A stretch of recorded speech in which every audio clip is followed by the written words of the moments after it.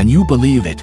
Even locked up in prison, with a meticulous planner by your side, you could be smuggled out to pull off a heist and returned without anyone knowing. Jimmy, a once promising athlete, saw his career end due to a severe injury. His wife then left him, taking their child. Desperate, he worked as an excavator operator, but was fired over his old injury. Discovering his ex-wife was selling their home and moving away with his child was the final blow.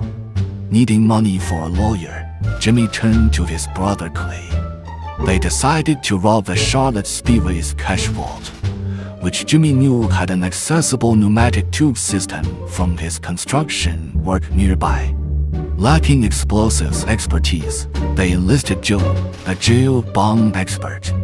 Initially reluctant due to the vault's sensors and his nearing release, Joe agreed after learning the sensors were disabled for construction and hearing the escape plan. The plan required Clay to get himself arrested to help Joe break out. Preparations included Melanie coloring cockroaches and Jimmy stealing construction blueprints.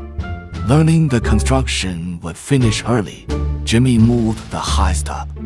They tricked the vault manager into leaving the vault, allowing Joe's brothers to pose as exterminators and identify the correct money tube by tracking the colored cockroaches. On race day, Joe faked illness in prison. With Clay's help, they escaped via a hidden route in the garbage truck's undercarriage.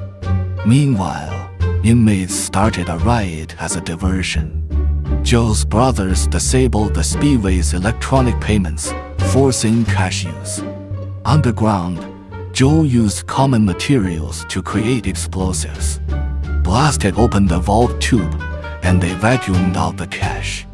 A bright former co-worker diverted security's attention from the explosion's smoke.